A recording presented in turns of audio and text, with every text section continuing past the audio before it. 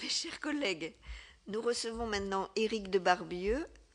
Comme le bureau de la commission d'enquête l'a décidé, donc cette audition sera captée et diffusée en direct sur le Sénat Internet, sur le site Internet du Sénat. Oula, c'est la fatigue, j'inverse les mots. Elle fera également l'objet d'un compte-rendu publié dans le recueil des travaux des commissions, accessible en version papier sur le site Internet du Sénat. Et comme nous en parlions, les gens regardent souvent justement a posteriori, ce qui est quand même très intéressant. Monsieur de Barbieux, vous avez commencé votre carrière en tant qu'éducateur spécialisé à Tourcoing avant de travailler comme instituteur spécialisé en institut médico-pédagogique puis en section d'éducation spéciale. Titulaire d'un doctorat en philosophie, vous êtes actuellement professeur de sciences de l'éducation à l'université Paris-Est Créteil. Vous êtes également délégué ministériel chargé de la prévention et de la lutte contre les violences en milieu scolaire, directeur de l'Observatoire universitaire international de l'éducation et de la prévention et membre du conseil d'orientation de l'Observatoire national de la délinquance et des réponses pénales. Spécialiste des questions de violence à l'école, vous avez fondé en 1998 l'Observatoire européen de la violence, devenu en 2004 l'Observatoire international de la violence, et vous avez été chargé en 2011 par le ministère de l'Éducation nationale, de la jeunesse et de la vie associative Luc Châtel d'une mission sur le harcèlement scolaire. La question de la violence à l'école interpelle toute la communauté éducative. Elle représente une forme de négation des valeurs de tolérance, de respect et de dialogue que l'école de la République veut transmettre. C'est à ce titre que notre commission a souhaité vous entendre pour qu'à la lumière de vos recherches, vous éclairiez notre réflexion sur les solutions à apporter pour aider l'école à rester le creuset de notre République. Avant de vous donner la parole, le formalisme des commissions d'enquête me conduit à vous demander de prêter serment. Je suis également tenue de vous indiquer que tous vos témoignages devant notre commission seraient passibles des peines prévues aux articles 434-13 à 434-15 du Code pénal. En conséquence, je vous invite à prêter serment, de dire la vérité, toute la vérité, rien que la vérité. Levez la main droite et dites « je le jure ». Je le jure. Je vous remercie. Selon l'usage habituel, je vous propose de nous faire part de vos observations durant une dizaine de minutes, après quoi notre rapporteur Jacques Grosperrin et les membres de la commission qui le souhaitent pourront vous poser leurs questions. Je vous donne la parole. Merci beaucoup de cette invitation et de l'honneur que vous faites de m'auditionner dans cette commission sur un sujet qui est effectivement pour moi extrêmement important et pour la République et pour son école. Évidemment, c'est toujours difficile de se dire, bon, vous avez défilé mon CV, ce qui m'évite d'avoir à le faire. C'est toujours difficile de dire, résumé en 10 minutes, donc à la fois de l'expérience de terrain, beaucoup de recherche, et même actuellement donc de l'aide aux politiques publiques, donc puisqu'effectivement depuis quelques années maintenant, outre mon travail de chercheur, je suis je conseille beaucoup les politiques. D'ailleurs, bon, vous l'avez dit, Luc Châtel, j'ai été nommé délégué ministériel par Vincent Payan, ce qu'on voit que je peux aussi, sur ces sujets, être un scientifique reconnu, quels que soient les bords politiques. C'est quand même assez intéressant et pas toujours si fréquent d'oser le faire. Voilà, d'oser le faire, surtout sur des sujets comme ça. Je précise qu'au 1er septembre, d'ailleurs, je ne serai plus délégué ministériel. J'ai souhaité personnellement retourner sur un très très gros projet de terrain qui va concerner donc près d'une quarantaine de sites de la politique de la ville, sur lesquels je vais donc travailler à essayer de mettre en place des actions de prévention et de remédiation sur ces questions de violence à l'école. Je pense que c'est important aussi ce retour, et je tenais à le dire. Évidemment, je suis beaucoup sur le terrain, donc je parlerai de recherche, mais je parlerai aussi peut-être de témoignages, y compris de témoignages très récents. J'en parlais avec Madame Blandin, pas plus tard qu'avant-hier. J'étais dans un collège à Lens, la semaine dernière à Lille, etc. Et je vais bientôt aller sur un collège à Marseille, par exemple. Alors, je vais m'appuyer pour ces quelques minutes de présentation sur 2 rapports que j'ai faits, que je vais remettre au président, bien sûr, qui sont publics. Un premier rapport que j'avais fait en 2012 sur, que j'avais intitulé « L'école entre bonheur et ras-le-bol », une enquête de victimation et climat scolaire auprès des personnels de l'école maternelle et élémentaire, et une enquête publiée en 2013, enquête de victimation et climat scolaire auprès des personnels du second degré. À ma connaissance, ce sont les seules recherches quantitatives importantes qu'il y a eu sur la question, les seules bases de données en réalité qui existent sur du déclaratif, c'est-à-dire ce que les personnels ont dit en général. Une première enquête, c'était à peu près 12 000 personnels du premier degré. La deuxième enquête, c'est 22 000 personnels du second degré. Alors, il faut bien dire les choses. Je vais parler de leurs difficultés pour revenir peut-être sur donc ce qui nous préoccupe, c'est-à-dire la République. Bon, mais évidemment, les uns et les autres sont liés. Alors d'abord, être sans exagération et sans négation est extrêmement important sur ces sujets-là. Bon. C'est vrai qu'on peut avoir des manipulations, je n'hésite pas à le dire, qui vont prendre en exergue quelques faits divers et donc faire de l'école un lieu sans loi, sinon sans foi, et un lieu où les personnels n'osent plus rentrer dans leur salle de classe sans être accompagnés par un policier. Je l'ai lu parfois, je l'ai entendu. J'ai même eu des questions qui m'ont été posées là-dessus dans diverses assemblées. Évidemment, ça n'est pas le cas. Bon. Si je pose une question au personnel de notre éducation nationale, quel qu'il soit, sur leur perception du climat scolaire, c'est-à-dire leur perception à la fois de leur bien-être au travail, à la fois de leur relation avec les autres membres du personnel, de leur relation évidemment avec les élèves ou avec les parents, mais aussi sur leur sentiment de sécurité, par exemple, et que j'amalgame ça dans ce que j'appelle un indice de climat scolaire, on se rend compte que près de 90% des personnels du premier degré disent être bien dans leur métier, être bien à l'école, et qu'ils ne sont pas dans un désespoir absolu. Au niveau du second degré, c'est légèrement plus compliqué, mais ça reste quand même 80% des personnels. Je donne ces chiffres sans, comment dirais-je, nuance. Évidemment, il faudrait que je dise 80,1%, etc. Vous aurez les chiffres exacts sur ces rapports que je vous donne. Donc, je crois qu'il faut le dire. C'est la même chose que j'avais fait au niveau d'ailleurs du rapport que j'avais fait avant les assises nationales contre le harcèlement et qui avait déclenché d'ailleurs ces assises nationales contre le harcèlement où j'avais auprès des élèves intitulé mon rapport « À l'école des enfants heureux, enfin presque ». Et évidemment, cet enfin presque est totalement, comment dirais-je, négatif et c'est celui qu'il faut prendre en compte, sur lequel il faut lutter pour des questions d'égalité sociale, pour des questions républicaines, profondément républicaines. Au niveau des personnels, c'est évidemment un peu compliqué parce que les fonctionnements ne sont pas les mêmes. Et c'est là qu'on va revenir sur des choses un peu différenciées.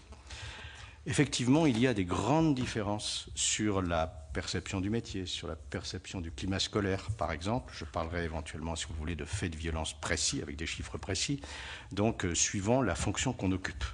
C'est une première chose à dire. Bon, je vous donne un chiffre simplement, mais il est tout à fait parlant. Je vois que 53% des personnels de direction disent que le climat scolaire dans leur établissement est très bon ou excellent, et qu'il n'y a plus que 7,6% des enseignants qui sont dans des classes spécialisées et 13,8% des enseignants qui sont donc dans des filières plus généralistes. Ce qui ne veut pas dire que pour eux c'est très négatif, mais quand même, 30% des enseignants de filière générale dans le second degré disent que le climat est mauvais ou plutôt mauvais, et 40% lorsqu'il s'agit d'enseignants en classe spécialisée. Alors ça pose de vraies questions.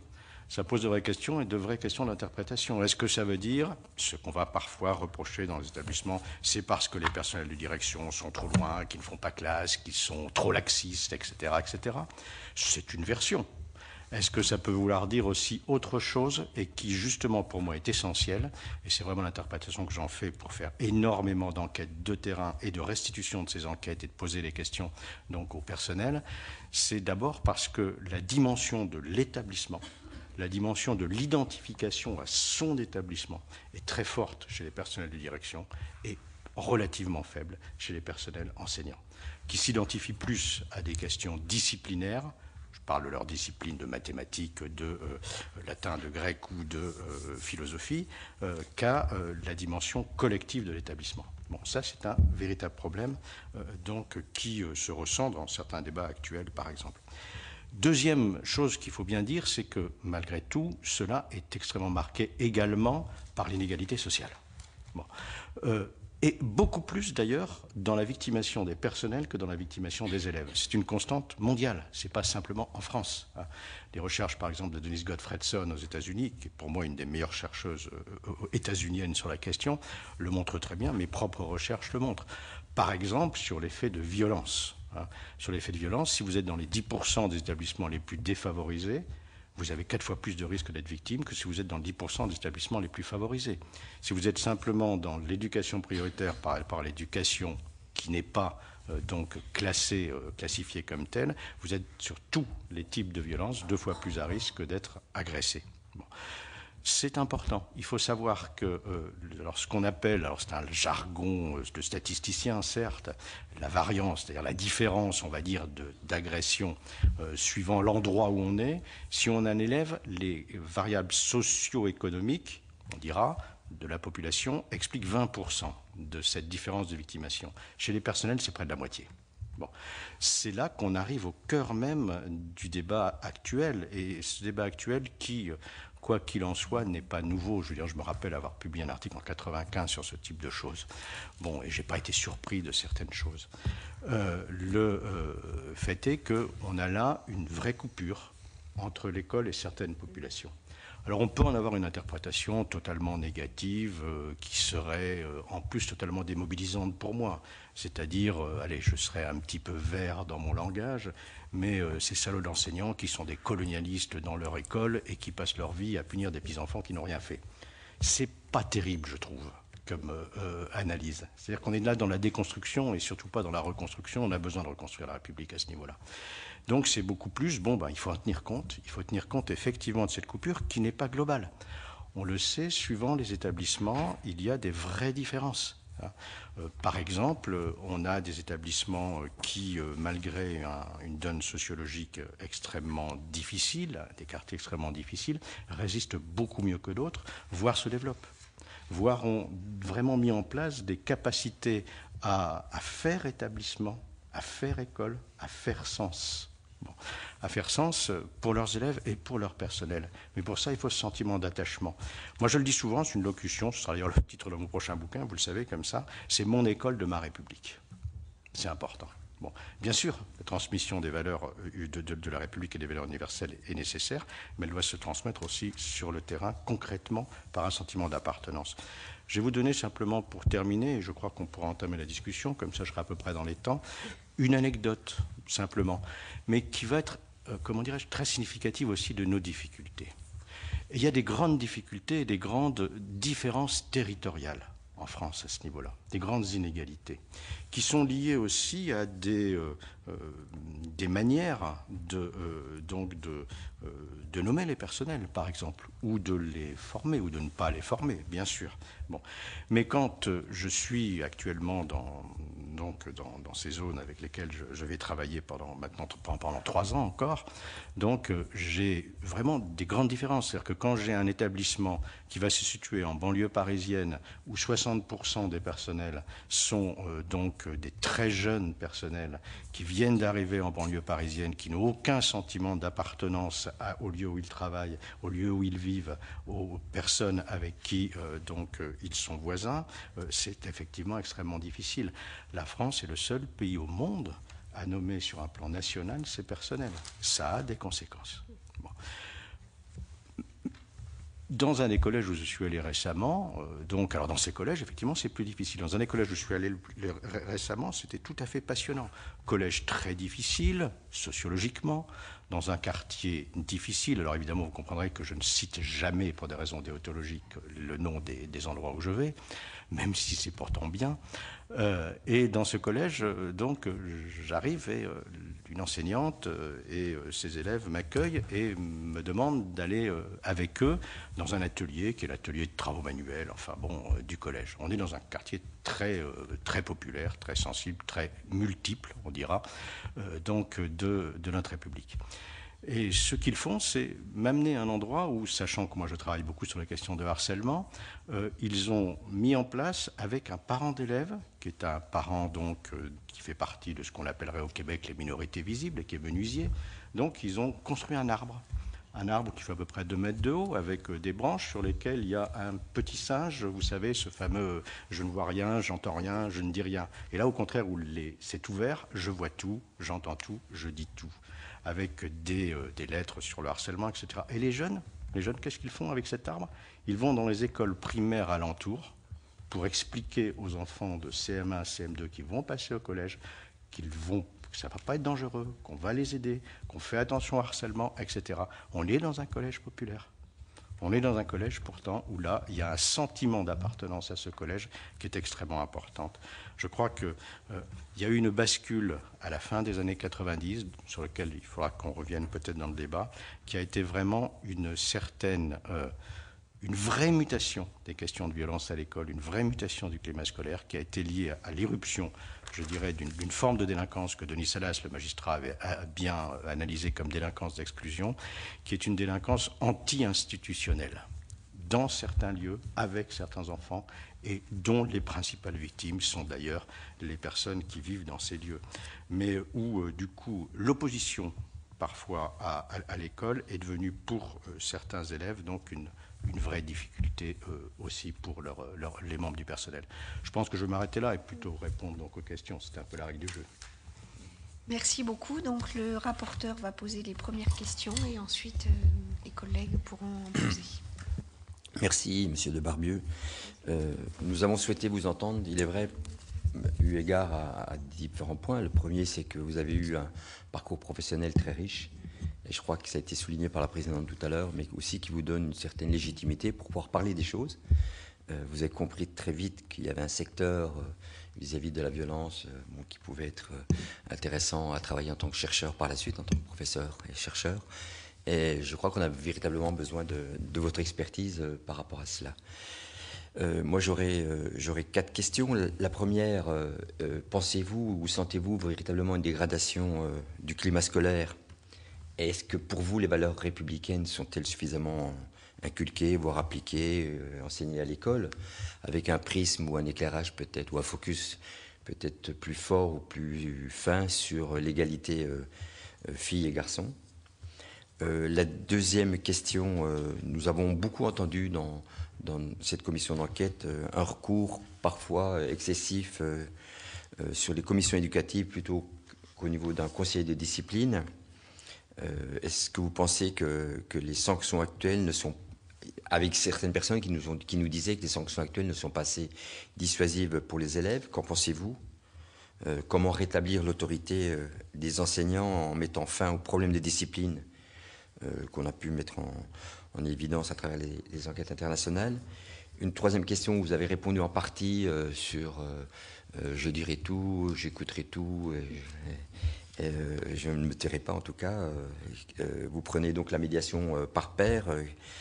Quelles sont selon vous les conditions de sa réussite? Parce qu'on a vu la limite parfois des pères, voire des grands frères, qui dans les quartiers posent parfois problème aussi. Et enfin, quel doit être le rôle d'accompagnement des adultes? Comment arriver à ce que certains appellent et certains dénoncent, parce que je ne suis pas sûr qu'il y ait véritablement cette communauté éducative, mais certains l'appellent comme cela dans le ministère de l'Éducation nationale ou chez les enseignants. Je ne suis pas sûr que ce soit vraiment une communauté, mais faire en sorte qu'ils puissent travailler, qu'on puisse faire travailler ensemble véritablement les chefs d'établissement, les enseignants, les CPE, et puis les parents, le rôle des parents qui peuvent aussi accompagner dans le cadre de l'éducation et qui ont un rôle très fort à jouer dans la mesure où l'école ne peut pas tout. Merci. Vous voulez bien déjà répondre à ces questions? Oui, c'est riche, effectivement. Et c'est à plusieurs niveaux, c'est ça qui est intéressant. Au niveau de la dégradation, effectivement, c'est une question qu'on me pose depuis très longtemps. Bon, dès les premières enquêtes que j'ai pu faire, les premières enquêtes de victimation que j'ai faites, c'est en 91. Donc, c'était toujours, je dirais, le marronnier médiatique habituel. Alors, ça augmente. Bon, c'est tellement plus compliqué, il faut être tellement nuancé sur cette chose. Bon. Je dirais que quand on voit les enquêtes de victimation, il n'y a pas forcément une dégradation si horrible qu'on l'imagine. Bon, en tout cas, pas partout. en tout cas pas partout. Il est vrai qu'il y a eu, au tournant des années 80, puis 90, parce que ce n'est pas un problème nouveau, puis juste avant les années 2000, donc des évolutions, mais des évolutions totalement inégales. C'est-à-dire que la première chose, c'est bien de ce que j'avais donné comme chiffre un petit peu rapidement, de se rendre compte donc qu'il y a eu je dirais, deux mutations dont il faut tenir compte. Une première mutation qui est la mutation donc, que j'appelais de délinquance d'exclusion, c'est-à-dire, j'explique ça très simplement avec un exemple, le caractère collectif donc, de cette violence qui peut se produire. Encore une fois, attention de ne pas en faire quelque chose de, comment dirais-je, partout, tout le temps, c'est horrible, etc. Ça peut être très difficile, il ne faut surtout pas le nier. Bon. En tant que délégué ministériel, par exemple, actuellement, nous avons mis en place, avec la gendarmerie nationale à Saint-Astier, depuis plus d'1 an, des stages, 5 stages par an, où on forme des chefs d'établissement, et on va en former des centaines, et il y a encore un stage la semaine prochaine, sur la gestion de crise paroxystique. Vous voyez, je ne suis pas dans la négation. À ce niveau-là, il n'y a pas de, comment dirais-je, je n'ai pas de scrupule idéologique derrière tout ça. Bon, c'est vraiment concrètement ce qu'il en est. Mais il faut se rappeler quand même que, ben oui, 95% des faits de violence ne sont pas des faits qui viennent de l'extérieur, que ce n'est pas simplement le repli de l'établissement sur lui-même qui va régler les choses, etc. Je le dis depuis tellement longtemps que ça me paraît évident, mais ce n'est pas si simple. Alors, cette dégradation, elle va s'exprimer comme ça. Par exemple, les premières enquêtes que je faisais auprès des élèves, en leur demandant simplement s'ils avaient été rackettés, j'avais 6,5% des élèves en 91, en 95 qui me répondaient « j'étais racketté ». Les dernières enquêtes faites par la DEP ou faites par moi-même ont montré les mêmes chiffres, exactement les mêmes chiffres. Bon. Sauf qu'il y a une vraie différence. À la fin des années 90, quand on posait aux élèves la question « as-tu été racketté ?», on avait les mêmes réponses. Mais quand on leur demandait s'ils avaient, eux, dans un autre type d'enquête, été des racketteurs, on s'est rendu compte qu'on était passé de 3% à 9%. Et quand j'avais rendu, d'ailleurs, dans un collège des quartiers nord de Marseille, une de ces enquêtes, les élèves m'ont expliqué « mais monsieur, c'est pas difficile. C'est parce qu'on le fait à plusieurs. » Bon. Et c'est groupe contre groupe. Hein. Alors effectivement, avec tous les risques que ça peut représenter de cohésion, hein, quand c'est des groupes qui s'identifient « je suis le plus fort, il me faut des plus faibles ». Bon. C'est donc une première chose. Mais c'est la même chose, donc cette dégradation auprès des personnels. Les enquêtes même de l'éducation nationale avaient montré, au tournant des années 2000 à peu près, une certaine augmentation des agressions, essentiellement verbales, rappelons-le, hein, contre les CPE par exemple, ou contre les enseignants. Bon. Mais dans des zones, je dirais, bien précises, c'est-à-dire dans des zones où l'égalité républicaine, on dira ça comme ça, n'est pas réalisée. Donc, ce n'est pas fatal. On n'est pas dans une analyse en classe dangereuse. On voit qu'on peut faire des choses là, mais il n'empêche que les lourdeurs sociologiques sont extrêmement importantes sur cette question-là. Deuxième mutation, je vais en parler très rapidement, elle est en cours, c'est évidemment toute la mutation qui est liée à la cyberviolence. Bon. Qui donne, je dirais, non pas une quantité supérieure de violence, mais des capacités de violence symbolique et verbale rapides qui nous posent problème. Bon. Sur le plan de l'égalité filles-garçons, alors vous avez oublié quelque chose dans mon CV, quelque chose dont je suis très fier, c'est que je suis aussi membre du Haut Comité pour l'égalité entre les femmes et les hommes, donc à titre d'expert, effectivement, et c'est tout à fait passionnant. Alors c'est compliqué là aussi, parce que très souvent, on a une tendance à victimiser les filles, c'est-à-dire à penser qu'elles sont forcément des victimes et que on a une tendance à minimiser du coup quelque chose qui est pourtant là aussi mondial, c'est que les principales victimes de violences à l'école sont des garçons. Bon. Alors, il y en a qui vont avoir comme solution très rapide, resterons l'autorité, il n'y aura plus de problème pour les garçons eux-mêmes. Il y a des masculinistes qui n'hésitent pas à le dire. Non, c'est beaucoup plus complexe que ça. C'est quand on monte la loi du plus fort, que les enfants, que les garçons sachent que pour être un vrai mec, j'ai besoin de me battre, j'ai besoin d'être puni, hein, que là, je serai ensuite éventuellement, parfois, pour certains garçons, donc des garçons qui pourront devenir des hommes maltraitants. Donc c'est vraiment quelque chose d'important. Les filles, il y a une différence, c'est encore inédit d'ailleurs, l'enquête n'est pas encore parue, sont par contre, il y a eu des enquêtes par contre qui ont été faites par Catherine Blaya, donc de l'Université de Nice là-dessus, c'est très précis, sont plus souvent victimes et plus souvent agresseurs sur justement ce qui est cyberviolence. Bon. comme si c'était quelque part, si on voulait encore avoir cette locution heureusement un peu passée, donc du sexe faible, comme si c'était une revanche des faibles qui avaient un sentiment de technopuissance derrière leur écran. Voilà pour l'idée de la dégradation. Donc encore une fois, une dégradation qui n'est pas, comment dirais-je, universelle, qui est problématique et socialement problématique justement sur ce qui vous préoccupe, c'est-à-dire l'égalité républicaine. Le recours excessif aux commissions d'éducation éducatif par rapport au conseil de discipline. C'est évidemment dans les pratiques que je peux avoir de médiateur moi-même, adulte dans les établissements auprès des équipes, ce qui est sempiternellement la même question, ce qui est la cause essentielle des conflits parfois extrêmement graves qu'il y a entre les équipes de direction, les équipes biscolaires et les enseignants. Bon. C'est vrai, c'est difficile. C'est vrai qu'on a ce souci d'exclure pour ceux qui sont les plus difficiles qui pose problème.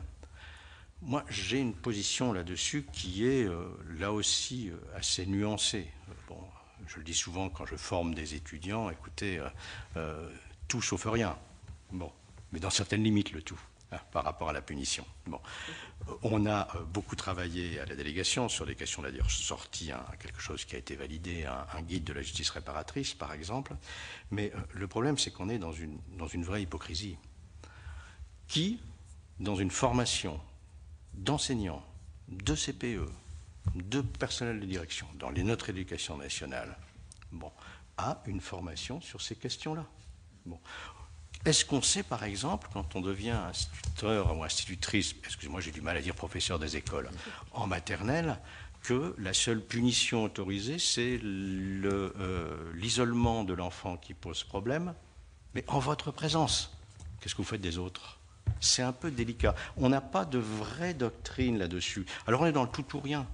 On est dans excluons et ça ira mieux. Or, si ça suffisait, pourquoi pas, à condition d'avoir des vrais établissements avec des vrais éducateurs qui font des vraies choses et qui pensent à la réinsertion des gamins dans une perspective du droit au retour dans un établissement ordinaire, dans une perspective de vrais projets de vie avec les parents, avec le gamin, etc. Tous les thérapeutes le savent, si c'est contre la volonté des parents ou des enfants, ça ne marchera pas. Bon. Pourquoi pas? Mais on n'est plus dans ces problèmes-là.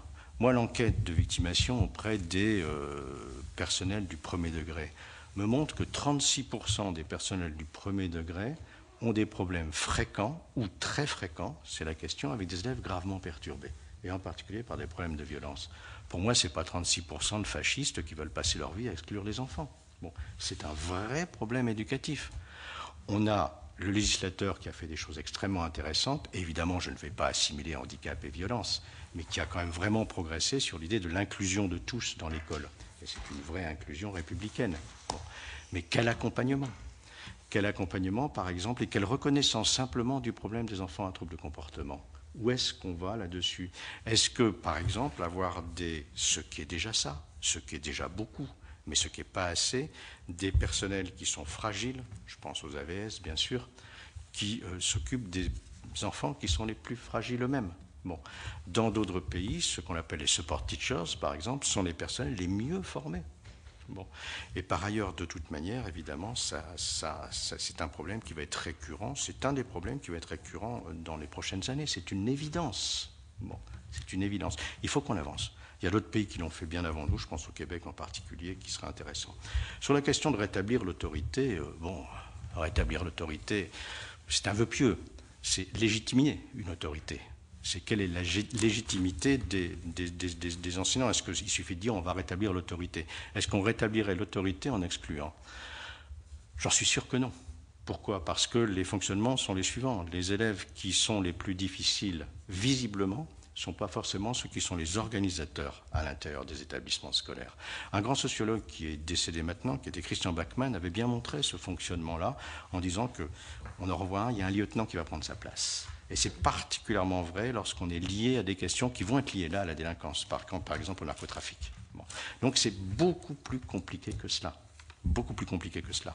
En plus, on le sait, sur les événements paroxystiques, quand un élève, par exemple, quand un intrus vient dans un établissement scolaire, et ça fait très longtemps en France qu'il y a eu des recherches là-dessus, je pense même à celle de Jacques Pain il y a longtemps, on sait que c'est à peu près la moitié des cas d'élèves mal renvoyés qui reviennent se venger de l'établissement scolaire. Donc là aussi, c'est pas si simple. Bon. Alors, effectivement, moi je suis beaucoup plus pour essayer de pratiquer des punitions, des sanctions qui soient des sanctions réparatrices, qui soient des sanctions restauratives, qui soient effectivement au service de la communauté, qui soient au service donc d'une réparation et éventuellement de la victime quand il y a eu victime, mais aussi de la communauté parce que de toute manière ça développe donc des difficultés. Il ne s'agit évidemment pas de sanctions où tu vas balayer dans la cour, il ne s'agit pas évidemment de sanctions qui seraient humiliantes, hein. C'est extrêmement important. On a... Je vous donnerai un exemple, mais réel, de quelque chose qui a bien marché. C'est un jeune enfant, un jeune adolescent, assez grand déjà, il a 16 ans, qui donc casse la figure à un prof. Donc ça va loin. Hein. Le prof, donc, il est en ITT, et après il s'arrête, parce qu'il est en dépression grave, etc. Le gosse passe donc devant le juge et là, ce qu'on lui propose, à mon avis, était quelque chose d'assez intéressant. C'est un gamin qui est dans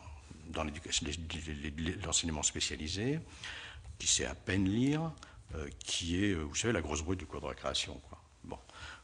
J'en ai tellement connu des gosses comme ça. Et ce gosse, donc, a une peine donc alternative qui est intéressante. Alors là, c'est sur quelque chose d'assez lourd. Une peine alternative qui est donc d'accompagner, donc avec tout ce qui est évidemment les heures qui sont prévues dans la loi, etc. Je ne sais plus par cœur. Donc le quart de police de l'arrondissement parisien où il habite.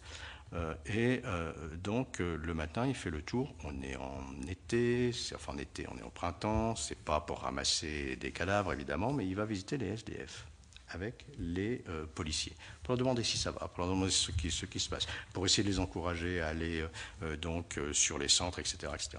Et il fait ça avec, le policier, qui va lui dire, t'as vu un peu ce qui t'attend, hein, c'est comme ça que ça va se passer, tout simplement, tout bêtement, tout humainement. Le gamin n'a plus jamais fait le con. C'est ce genre de choses qu'il faut développer, y compris peut-être sur des choses moins spectaculaires, hein, mais c'est plus difficile. C'est-à-dire que quand on est... En fait, la violence à l'école, c'est essentiellement des micro-violences et des micro-violences répétées. C'est essentiellement des petites violences verbales, des péridélies, comme dirait Cusson.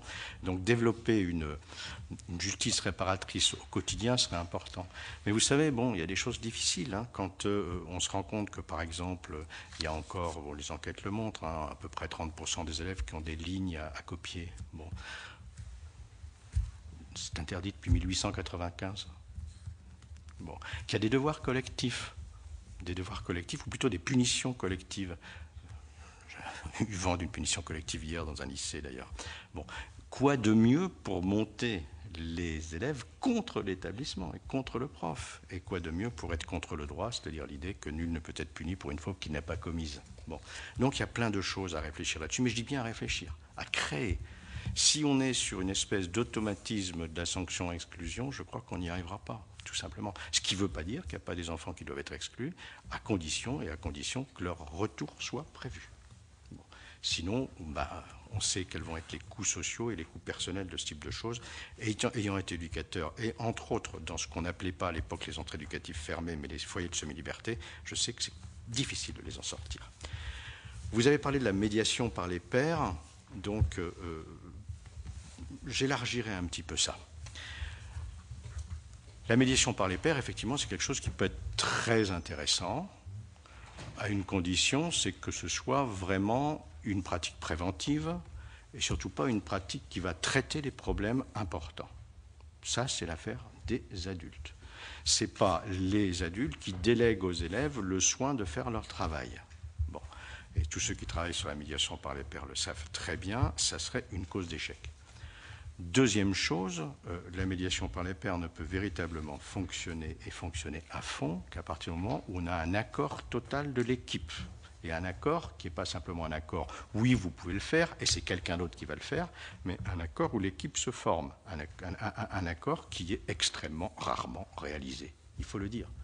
Bien sûr, je suis pour la médiation par les pairs. Dans ma délégation, j'avais nommé une professeure du second degré qui était une spécialiste de la question, qui vient de prendre sa retraite. J'ai beaucoup d'autres pratiques pédagogiques qui m'intéressent beaucoup. La pédagogie coopérative en fait partie, par exemple. Mais encore une fois, le vrai problème, ce sont les conditions d'implantation des programmes. Les méta-analyses le montrent très bien. Les méta-analyses montrent qu'il y a des programmes qui fonctionnent, c'est vrai. Parmi ces programmes, il y a des programmes qui peuvent être des programmes individualisés, des programmes y compris comportementaux, et pourquoi pas, il faudrait en parler sans a priori, des programmes qui vont être des programmes beaucoup plus liés à la pédagogie coopérative, par exemple, ou des choses comme ça. Mais en attendant, ça ne fonctionne, et c'est l'autre partie, que s'il y a des conditions d'implantation, c'est-à-dire un climat scolaire, une équipe mobilisée, sinon ça ne sert à rien.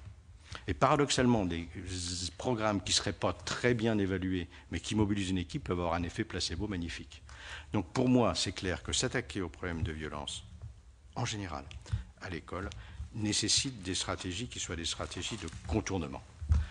Des stratégies directes, c'est nécessaire. Par exemple, sur le harcèlement à l'école, c'est nécessaire. Il faut avoir des politiques de sensibilisation, ce qu'on fait beaucoup, des politiques de formation, sans aucun doute. Il faut progresser sur la prise en charge des victimes, c'est évident. Mais si on veut progresser contre la violence à l'école, il faut en réalité progresser sur la construction d'établissements au sens humain. C'est-à-dire d'établissements où les équipes sont des vraies équipes. Votre question l'impliquait d'ailleurs sur la dernière question, donc j'y réponds déjà en partie. C'est vrai qu'il y a un lien tellement fort entre le fait d'être victime, qu'on soit un adulte ou qu'on soit un élève, et la qualité du climat scolaire, que l'approche par le climat scolaire est une nécessité. On est en train de travailler là-dessus beaucoup. C'est quelque chose qui nous a permis de construire avec beaucoup d'académies, on en est à 24 académies sur 30 quand même, des groupes spécifiquement dédiés au climat scolaire, à la formation au climat scolaire. Mais on sait aussi qu'à partir de là, on rame un petit peu, je ne vais pas dire à contre-courant, mais dans quelque chose qui touche au fond de ce qui est le sens même du métier d'enseigner. Bon, et c'est très difficile. Je comprends, moi, personnellement, les gens qui disent « Moi, je suis désolé, j'ai fait telle étude pour enseigner telle discipline, hors de question que je fasse du travail en plus. » Bon, d'accord, mais ce n'est pas du travail en plus. Le lien entre climat scolaire et qualité des apprentissages est démontré mondialement. Bon, on sait par exemple qu'en mathématiques, tiens, c'est à la mode aujourd'hui, puisqu'on montre à quel point les mathématiques sont importantes pour notre économie, d'après ce que j'ai lu ce matin, que le facteur le plus explicatif de la réussite en mathématiques, c'est la relation à l'enseignant. C'est la discipline qui est la plus sensible à ça, alors que c'est la discipline qui paraît la plus abstraite. Donc c'est extrêmement intéressant. Bon. Par ailleurs, c'est vrai que quand on se heurte à des questions donc de violence et de violence qui, si vous acceptez ma description, est une violence qui est devenue plus collective, plus d'opposition de petits groupes à celui qui représente quelque part dans sa classe la République, comment voulez-vous le faire seul ? C'est de la criminologie de base. Si vous êtes seul face à des groupes hostiles, vous n'y arriverez pas. Et vous avez toutes les chances de devenir des boucs émissaires. Donc le paradoxe, c'est qu'il faut accepter totalement cette idée du travail en équipe. Il y a un vrai chemin à faire. Et c'est vrai que c'est un chemin qui est à la fois de formation, si vous voulez, je suis sûr qu'il y aura des questions sur la formation, mais aussi à la fois, mais vraiment idéologique. C'est-à-dire que si on continue pour un terme du midi, à s'empailler en France sur des questions, le latin, le pas latin, le grec, le pas grec. Moi qui suis antiquisant, j'ai rien contre, vous le comprendrez bien. Bon, je pense qu'on n'y arrivera pas. Et ça devient une vraie caricature, dont je suis extrêmement malheureux. Merci beaucoup. Donc, les questions des collègues. Donc, Madame Blandin, qui est obligée de partir au Conseil supérieur des programmes, m'a laissé sa question. La loi de refondation prévoit la formation des enseignants aux techniques de médiation et de résolution non violente des conflits. Alors, est-ce que l'État veille sérieusement à ce que les SP fassent figurer cette formation dans leur maquette, comme à Caen, qui est un bon exemple. Donc, il y a le bon exemple, et est-ce qu'ailleurs, voilà. Donc, ça, c'est la première question. Moi, j'en ai une à titre personnel, puisque vous avez parlé tout à l'heure. Il y a deux choses qui m'ont un petit peu... Une chose peut-être que je n'ai pas bien comprise, c'est par rapport... vous parliez de la violence, de la cyberviolence, des garçons qui avaient besoin d'être punis pour pouvoir être reconnus. J'ai pas tout à fait compris ce que vous avez dit sur les filles, puisque vous avez dit d'un côté qu'elles étaient victimes, mais que de l'autre, elles étaient aussi utilisatrices de cette cyberviolence. Donc du coup, j'arrive pas à savoir si elles sont plus ou moins... Enfin voilà, ça c'est ma question. Et ensuite, vous avez évidemment bien parlé des différences entre établissements, selon le lieu, selon l'ambiance, selon l'appartenance, etc. Donc, est-ce que vous avez des suggestions concrètes que nous pourrions reprendre pour essayer de diminuer au maximum ces différences entre établissements? Et bien sûr, je vais laisser la parole à ma collègue Marie-Annick Duchesne, qui elle aussi va vous poser ces questions. Alors, deux questions. Merci. Merci d'abord parce que c'était vraiment du concret avec des essais de solutions, certaines qui réussissaient, en tous les cas une méthode de conduite pour nous indispensable à retenir. Moi j'ai deux questions. Une, pour avoir plus d'informations sur ce que vous avez dit. Vous avez dit qu'il y avait terriblement des inégalités territoriales. Alors ça, c'est encore, j'allais dire, presque plus ennuyeux pour essayer de trouver des solutions. Et puis une deuxième question beaucoup plus pratique qui va vous paraître très mineure, ce sont les zones qui ne sont pas concernés officiellement par la violence, et finalement on trouve partout, quasiment partout, aux sorties des collèges, aux sorties des écoles, des raquettes avec des violences, avec des menaces et une omerta de la part des élèves. Il y a le problème de l'alcool qui s'amplifie dans tout ça. Voilà. Vous avez la parole, monsieur. Merci. Très bien. Donc, je vais essayer de répondre à ce que je pourrais répondre. Quand je ne sais pas, je dis je ne sais pas. Hein. C'est parfait. Faut oser dire je ne sais pas, je crois. Alors, au niveau des SP et donc de la formation des conflits, donc la question de Madame Blandin, c'est effectivement horriblement compliqué. Bon, j'ai une réunion d'ailleurs lundi où j'ai demandé donc il y a une vingtaine d'SP qui seront là sur ces questions-là, donc à la délégation, et on a fait d'ailleurs des recommandations précises, etc. Mais je crois qu'un des vrais problèmes, qui est un problème de gouvernance des SP et de lien entre l'éducation nationale et l'enseignement supérieur, malgré tout. Mais aussi, plus profondément encore, c'est le même problème idéologique que je pouvais dire. Il y a eu plusieurs périodes après la loi de refondation. Il y a eu une période donc de construction des programmes, de la gouvernance de l'ESP, de l'habilitation, des choses comme ça, etc. Mais au fond, on ne s'est pas attaqué suffisamment à cette question de la gouvernance. Je suis obligé d'être assez pessimiste actuellement sur ce sujet-là, ce qui veut dire, quand on est pessimiste, raison de plus pour se battre, hein, mais où on voit se reproduire dans les SP ce conflit entre les disciplinaires et les pédagogiques. C'est lunaire et jurassique, c'est-à-dire l'idée même que le travail en équipe serait naturel, comme l'autorité qui serait naturelle alors qu'elle se construit. Bon. Que l'idée que le bien-être des enfants et des personnels est nécessaire pour pouvoir apprendre ne me semble pas une idée profondément révolutionnaire et qui va contre le savoir. Et pourtant, on reste dans cette espèce d'opposition, et je le dis, dans les SP. Là, il y a un tronc commun, hein, et dans ce tronc commun, il y avait la gestion des conflits. C'est la loi. Bon, effectivement, il y a des tentatives lourdes. Il y a encore une circulaire qui vient d'être co-signée par la DGESCO, par la DGCIP, etc., sur la mise en place de ce tronc commun. Mais dans la réalité, c'est un combat de tous les instants pour réussir à faire comprendre donc l'importance de ce type de formation. Deuxième chose, c'est vrai que quoi qu'il en soit, la loi était novatrice. L'idée de faire une formation à la gestion des conflits, qui est pourtant, si vous lisez l'enquête, là, réclamée à corps et à cri par les enseignants. Hein, et ce que je vais faire dans les années qui viennent, ce sera faire de la formation sur site. Je dis bien sur site, auquel je crois beaucoup, y compris à ces questions-là, mais pas seulement à ces questions-là. Donc, cette, comment dirais-je, innovation donc, de la loi de refondation sur la formation à ce niveau-là est intéressante, sauf que il faut trouver les formateurs. Bon, c'est pas si simple. Bon, c'est comme pour le harcèlement, on n'en parle que depuis 4 ans. Nous, notre boulot, ça a été de former les formateurs d'abord.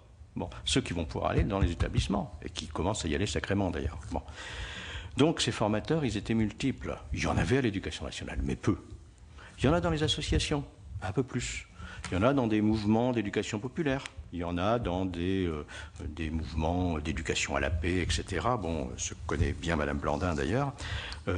Du coup, une des choses qu'on a faites, ça a été de permettre à ces associations, et c'est très récent, et c'est la première fois que ça se passe, que ces associations organisent une université spécifique sur ces questions de gestion des conflits à l'École supérieure de l'éducation nationale pour les faiseurs de formation en SP ou les DAFOR, les délégués académiques à la formation continue. Donc vous voyez, on a ces essais-là. Mais ça reste un essai, ça reste un combat, ça reste quelque chose qu'il faut continuer à mener et qu'il faudrait essayer de continuer à mener de la manière la plus pragmatique possible. Je veux dire, les victimes ne sont pas de gauche ou de droite, je me tue à le dire, mais elles ont besoin donc de ce type de choses. Je réponds très vite parce que je pense que le temps maintenant va être terminé. J'aurais aimé parler d'ailleurs de certaines manières de régler les conflits et comment ça rejaillit justement sur la construction d'une pensée multiple qui est la seule pensée démocratique en réalité, qui est ça. La République, c'est ça. Bon, je crois beaucoup à des choses, par exemple, comme les dilemmes moraux. Vous voyez, des choses comme ça qui sont des pratiques très intéressantes.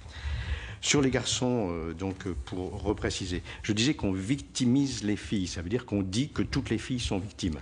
Et je fais ça différemment avec la victimation, qui est le fait d'être effectivement victime de différentes agressions. C'est l'idée que, quoi qu'il en soit, les garçons, surtout de la violence la plus brutale, sont plus victimes que les filles à l'école. Ce qui va basculer ensuite, hein, mais on le sait. Sur la cyberviolence, effectivement, donc les filles exercent plus d'exclusion en ligne, par exemple, hein, des choses comme ça. Ce qui ne veut pas dire toutes les filles, encore une fois, c'est une minorité. Hein. De la même manière, sur la punition, oui, il y a eu des recherches intéressantes. Je me rappelle d'une de mes anciennes thésardes qui avait d'ailleurs eu le prix de thèse du monde là-dessus, qui avait montré dans son travail que 80% des punitions étaient données à des garçons. Et elle avait des interventions extraordinaires d'élèves qu'elle avait interrogés qui disaient « Moi, je kiffe quand je suis puni. Je suis un mec. » Et quand on en parle sur le terrain aux profs, ils se rendent compte, quand on parle concrètement de ça, oui, ceux-là, vous avez tout fait avec eux. Il y en a, ils ont eu 70 cols. Bon, et alors, il n'y a plus que l'exclusion. Ouais, ok, compliqué. Et alors aussi, j'en ai pas parlé tout à l'heure, j'en profite juste un petit mot. Il ne faut pas oublier, pour les enfants gravement perturbés, l'état terrible dans certains territoires de la pédopsychiatrie. Bon, quand on pense que des enfants qui sont en très grande difficulté, on va dire en Seine-Saint-Denis par exemple, vont mettre quelquefois jusqu'à 1 an ou 1 an et demi pour avoir une consultation, il y a le temps de se passer beaucoup de choses. Bon. Au niveau donc des différences entre établissements, oui, effectivement, j'ai des suggestions. Bon. Je dirais presque, vous parliez de méthode, oui, une méthode. C'est-à-dire que dans cette déchirure du sens qu'il y a dans les écoles de notre République, une différence de déchirure entre des élèves quelquefois, mais entre des fonctions, entre des images de ce que c'est qu'enseigner, entre des images de ce que c'est qu'éduquer. On est dans un monde où il y a une diffraction du sens, c'est comme ça. On peut être dans le regret, mais c'est comme ça. Bon, donc comment faire? Moi, personnellement, je dirais très modestement, il faut d'abord se mettre d'accord sur les problèmes. C'est pour ça qu'on essaye de mettre en place, et c'est quelque chose qu'on souhaite généraliser et qui devrait se généraliser l'année prochaine, avec entre autres d'ailleurs l'aide des équipes mobiles de sécurité qui sont en train de faire des choses très intéressantes là-dessus, qui s'appellent pour certaines d'ailleurs, dans le Nord c'est l'équipe mobile de climat scolaire, c'est intéressant, petit changement de paradigme, donc des enquêtes locales de climat scolaire et de victimation qui sont restituées aux équipes et qui deviennent donc l'occasion de dire voilà les problèmes tels qu'ils sont. Vous aimez pas, c'est pas le problème. C'est un problème de fonctionnement. Mais le problème, c'est comment on fait concrètement pour que chacun puisse trouver sa place et s'aider. Donc on passe toujours maintenant et de plus en plus sur cette idée donc de localiser de plus en plus l'action de manière à ce que ce sentiment de connaissance, de reconnaissance et d'appartenance puisse se développer. Et après, alors effectivement, c'est ce que je vais essayer dans mes expérimentations dans les années qui viennent, c'est de la formation, bien sûr, au plus essayer de bousculer pour que ça se fasse en SP, pour que ça se fasse ailleurs, mais aussi de la formation sur site, y compris d'ailleurs avec des personnels d'SP qui sont tout à fait capables de le faire. Mais vraiment, c'est se dire que peut-être que la mobilisation pour la République, la transmission des valeurs de la République, etc., ça se fait ici et là, maintenant, à cet endroit-là. Ça n'empêche pas de passer des messages qui sont justement des messages de tolérance, des messages démocratiques, etc. C'est pour moi nécessaire. Alors, le chiffre va vous surprendre, ou les chiffres vont vous surprendre. Quand je fais des enquêtes de victimation auprès des personnels, j'en ai, au niveau du second degré, 22,5% qui m'ont répondu avoir été harcelés à un moment de leur carrière professionnelle, dont 60% par d'autres membres du personnel. D'accord ? 12% disent l'avoir été depuis le début de l'année. Les chiffres sont supérieurs à ceux des élèves qui en parlent. On a un problème de DRH à l'éducation nationale. On a un problème de bienveillance par rapport au personnel. On est dans une administration qui n'a pas, et tout le monde le dit, j'en ai vu des ministres à force, le premier pour qui j'ai travaillé, c'était François Bayrou, après j'ai eu Allègre, etc. Et tous en étaient conscients. Il n'y a pas de médecine du travail. Dans une des plus grosses entreprises. Etc. Il y a vraiment un problème là qui est un problème clé sur lequel il faut aller très loin. Peut-être que la bienveillance vis-à-vis des personnels nécessite aussi de repenser, je n'hésite pas à le dire, donc un petit peu la gouvernance de cette machine. Ça me paraît vraiment essentiel. Au niveau des inégalités territoriales, oui, bien sûr, il y a des inégalités territoriales. Ce qui va rejaillir avec la question donc vous posiez sur et les zones qui ne sont pas concernées officiellement. Alors simplement, ce que je dis, c'est que les inégalités sociologiques, on dira, existent et, comment dirais-je, justifient un certain nombre de classements. Que le fait, effectivement, donc le chiffre que je n'ai d'être 2 fois plus victime, on parlera des enseignants, donc dans l'enseignement prioritaire, nécessite donc des choses particulières. Mais effectivement, ça n'est qu'un des facteurs. Si je reprends, alors je ne pensais pas en parler, mais les élèves, on sait qu'en gros, on dira 12% d'élèves sont victimes à répétition, je ne parlerai pas de harcèlement, donc dans les zones d'éducation prioritaire, contre 8% ailleurs. Mais c'est quand même 8% ailleurs. Donc bien sûr que ça nécessite quelque chose qui soit aussi une prise en compte. Alors, je ne dis pas que, comment dirais-je, encore une fois, attention, les élèves le disent eux-mêmes, on a 90% des élèves qui ne sont jamais victimes ou presque. Faut le rappeler. Il n'empêche que du coup, oui, le travail, vous parlez du racket, le travail avec la police, les équipes mobiles de sécurité, toutes ces choses-là peuvent être importantes et nécessaires. Mais rappelons-nous que c'est d'abord en interne qu'il y a les problèmes, et donc c'est un problème, qu'on le veuille ou non, pédagogique. Donc, l'idée les propositions que je fais ne valent pas que pour l'enseignement prioritaire. Je rappellerai une phrase d'un vieux pédagogue qui est mort maintenant, qui s'appelait Fernand Houry, et qui disait « C'est pas parce que l'air des montagnes est bon pour les asthmatiques qu'il est mauvais pour les autres ». Donc, c'est pas, comment dirais-je, aller contre l'élite de penser que le climat scolaire est une dimension qui a son importance partout.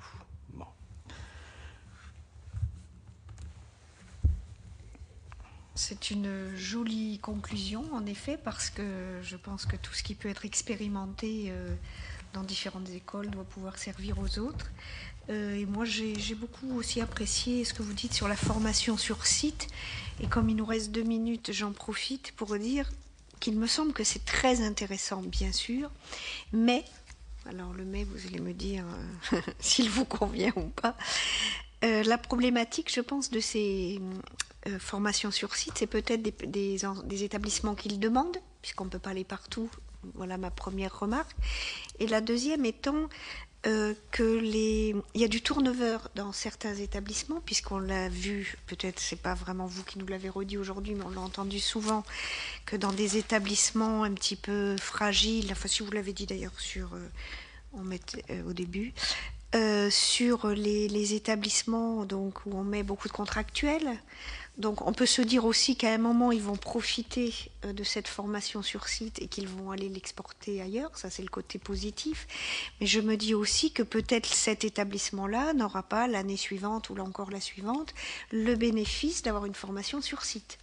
Et du coup, est-ce que les personnes que vous aurez formées seront assez solides? Vous voyez, le genre de questions que je me pose en fin d'audition pour faire rebondir, c'est parfait. Oui. Et du coup, le rapporteur va rebondir aussi. Et en prolongement, il y a des établissements qui sont gérés par des chefs qui ne veulent pas dire qu'il y a des difficultés, qui ne font pas appel, parce qu'on sait qu'il y a une promotion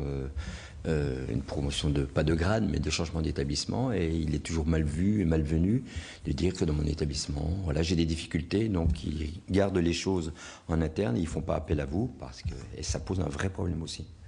Oui, là, je disais, c'est une expérience qui va être menée, mais bon, je ne suis pas pour la formation sur site, pour la formation sur site. Moi, je suis persuadé que c'est d'abord une formation initiale de qualité qui doit être en jeu. C'est plus pallier les difficultés. Hein. Tout à fait d'accord aussi par rapport à ce que vous dites sur les capacités qu'on peut avoir parfois à cacher les choses, mais c'est, comment dirais-je, c'est beaucoup moins fréquent maintenant que ça ne l'a été. Bon, vraiment beaucoup moins fréquent. Bon, pour avoir une longue durée ça fait près de 30 ans, je dirais, là-dessus, je vois une vraie différence maintenant où c'est au contraire, venez. Hein. Le problème, c'est qu'ils ne trouvent pas grand monde pour venir. Hein. C'est un des problèmes aussi. Bon, et puis c'est une grosse machine, et puis c'est 900 000 personnels, et puis etc. Donc il y a une question non seulement de formation initiale, mais bien de formation du stock. Bon, donc c'est vrai que c'est difficile. Maintenant, sur la question clé, pour moi clé, sur laquelle nous n'avançons pas, parce que c'est quelque chose qui toucherait tellement à des questions donc de gestion des ressources humaines dans notre éducation nationale, je dis bien nationale, mais qui touche du coup aussi à des questions profondes, idéologiques, voire philosophiques. Hein. Cette manière que nous avons donc d'envoyer dans les zones les plus difficiles ce qui est dénoncé depuis des dizaines d'années par tout le monde, de droite comme de gauche. Bon, des enseignants débutants, peu ou pas formés, bon, et en soi criminogènes. Bon, il faut bien le dire. Tant qu'on ne bougera pas réellement là-dessus, ça sera délicat. Si je prends la réforme récente, les REP+, je pense que ça va dans le bon sens. C'est-à-dire que, et je vois vraiment la différence, quand je faisais ce type d'action dans les années 90, il fallait trouver des enseignants volontaires qui avaient 1 heure. Maintenant, ils ont des heures de formation, des heures de concertation qui sont prévues dans leur service. Et ça change tout. Donc ça, c'est une excellente réforme, une excellente solution, je pense. Il faut aller vers ce genre de choses. Parce qu'il y a aussi les co-formations en interne. Les profs qui ont des savoir-faire, on le sait.